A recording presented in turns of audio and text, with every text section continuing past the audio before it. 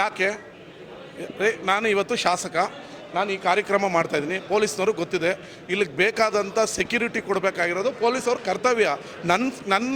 ನನ್ನ ಶಾಸಕ ನಂದಲ್ಲ, ನಾನು ಪೊಲೀಸ್ನ ಹಿಡ್ಕೊಂಡು ಲಾಠಿ ಹಿಡ್ಕೊಂಡು ನಿಲ್ತ್ಕೊಳ್ಳೋದು ನನ್ನ ಜವಾಬ್ದಾರಿ ಅಲ್ಲಪ್ಪ. ಇವತ್ತು ಇಷ್ಟು ವಿದ್ಯಾರ್ಥಿಗಳು ಬರ್ತಾರೆ ಅನ್ನೋದನ್ನು ಇಂಟೆಲಿಜೆನ್ಸ್ ಆಗಿ ನೀವು ಮೊದಲೇ ಊಹಿಸಿ ನಿನ್ನ ವ್ಯವಸ್ಥೆ ಇರೋದೇ ಅದಕ್ಕೆ. ನೀನು ಸೆಕ್ಯೂರಿಟಿ ಕೊಡಬೇಕಾಗಿರೋದು ಪೊಲೀಸ್ನವರ ಕರ್ತವ್ಯ. ಬಲವಂತವಾಗಿ ಯಾರೂ ಮಾಡಿಲ್ಲ. KCA ಮತ್ತು RCB ಅವರು ಮುಖ್ಯಮಂತ್ರಿಗಳನ್ನು ಬಂದು ನಾವು 18 ವರ್ಷಗಳಾದ ನಂತರ ಚಾಂಪಿಯನ್ ಆಗಿದ್ದೀವಿ, ನಮಗೆ ಸನ್ಮಾನವನ್ನು ವಿಧಾನಸೌಧದ ಮುಂದೆ ಮಾಡಿ ಅಂತ ಕೇಳ್ಕೊಂಡಿದ್ದಕ್ಕೆ ಮುಖ್ಯಮಂತ್ರಿಗಳು ಒಪ್ಕೊಂಡಿದ್ದಾರೆ. ಅದರ ಭದ್ರತೆಯನ್ನು ಕಾಪಾಡ್ಕೋಬೇಕಾಗಿರೋದು ಪೊಲೀಸ್ ಇಲಾಖೆಯದು. ಈಗ ಕಾಲು ತುಳಿತ ಆಗಬಾರ್ದಾಗಿತ್ತು, ಹತಾಚೂರ್ಯದಿಂದ ಆಗಿದೆ.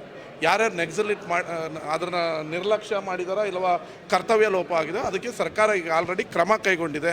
BJPಯವ್ರಿಗೆ ಮಾಡೋಕ್ಕೆ ಕೆಲಸ ಏನಿಲ್ಲ.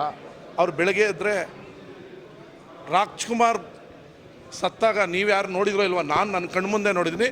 ಗುಂಡನ್ನ ನನ್ನ ಕಣ್ಮುಂದೆ ಹೊಡೆದಿದ್ದಾರೆ, ಯಾವನು ಗಲಾಟೆ ಮಾಡ್ತಾ ಇರಲಿಲ್ಲ.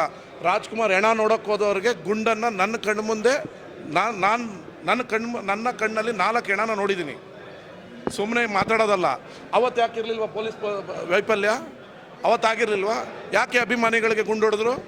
ನನ್ನ ಕಣ್ಣು ಮುಂದೆ ಬಸವರಾಜ್ ಮಾಲಗತ್ತಿ ಮತ್ತು ಮೈಸೂರಲ್ಲಿ ACP ರಘು ಅಂತಿದ್ದಾರೆ, ಗ್ರೌಂಡ್ಸ್ ಕೆಳಗಡೆ ವಿನ್ಸರ್ ಮ್ಯಾನರ್ ಕೆಳಗಡೆ ಆ ರಘು ಪಾಪ ಅವತ್ತು ಗ್ರೌಂಡ್ಸ್ನ ಸಬ್ ಇನ್ಸ್ಪೆಕ್ಟರ್ ತಡೆದಿದ್ದಾರೆ. ಬಸವರಾಜ್ ಮಾಲಗತ್ತಿ ಇವತ್ತು ರಿಟೈರ್ಡ್ ಆಗಿದ್ದಾರೆ. ಕಂಠೀರವ ಸ್ಟೇಡಿಯಂ ಮುಂದೆಗಡೆ ಅವರು ಪಾಪ ತಡೆಯೋಕ್ಕೆ ಹೋದರೆ KSRPC ಅವರು ಯಾವ ರೀತಿ ಗುಂಡು ಹೊಡೆದ್ರು ಅನ್ನೋದನ್ನು ನಾನು ಕಣ್ಣಾರೆ ನೋಡಿದ್ದೀನಿ. ವಿಡಿಯೋದಲ್ಲಿ ಕ್ಯಾಪ್ಚರ್ ಇದೆ.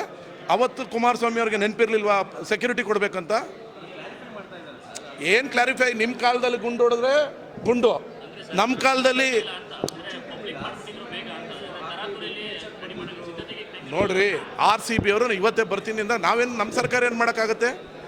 ಹೇಳ್ಬೇಕಾಗಿತ್ತು RCB ಅವರು 2 ದಿನ ಬಿಟ್ಟು ಬನ್ನಿ ಅಂತ. ನಾವೇನು ಮಾಡೋಕ್ಕಾಗತ್ತೆ?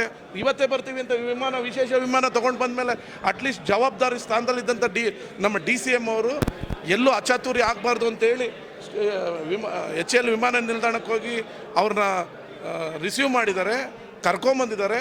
ಅವರೇ ಉಸ್ತುವಾರಿ ಅಂದರೆ ನೀವು ಸೆಕ್ಯೂರಿಟಿ ಕೊಟ್ಟವ್ರನ್ನೇ ಬೈಕೊಂಡು ಓಡಾಡ್ಬಿಟ್ರೆ ರಾಜಕಾರಣ ಅಂದರೆ ಬೈಯೋದಲ್ಲ ರೀ. ಇದರಲ್ಲಿ ಏನು ಕ್ರೆಡಿಟು? DK ಶಿವಕುಮಾರ್ RCB ಅವ್ರ ಜೊತೆ ಹೋಗಿ ಫೋಟೋ ತಗೊಳ್ಸ್ಕೊಳ್ಳೋ ಕ್ರೆಡಿಟಾ?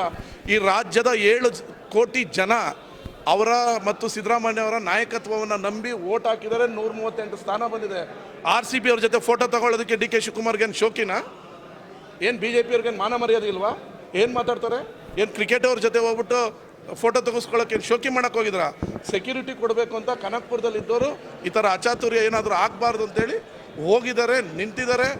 ಮತ್ತು ಒಬ್ಬ ಜವಾಬ್ದಾರಿಯುತ DCM ಏನು ಮಾಡಬೇಕೋ 10 ನಿಮಿಷದಲ್ಲಿ ಪ್ರೋಗ್ರಾಮ್ ಮುಗಿಸಿದ್ದಾರೆ.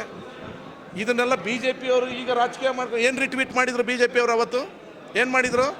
ನೀವು ತೆರೆದ ವಾಹನದಲ್ಲಿ ಮೆರವಣಿಗೆ ಕೊಡೋದಂಥ ಒಬ್ಬ ಹೋಮ್ ಮಿನಿಸ್ಟ್ರು ನೀವು ನಿಷ್ಪ್ರಯೋಜಕ ಅಂತ ಹೇಳಿ ನಿಷ್ಪ್ರಯೋಜಕನ ಹಾಕಿದರು. ಇವತ್ತು ಯಾಕೆ ಹೇಳ್ತಾರೆ? ಸಾವಿನ ಮೇಲೆ ರಾಜಕಾರಣ ಮಾಡೋದು, ಸಾವಿನಲ್ಲಿ ರಾಜಕಾರಣ ಮಾಡೋದು BJPಯವರ ಹುಟ್ಟು ಗುಣ.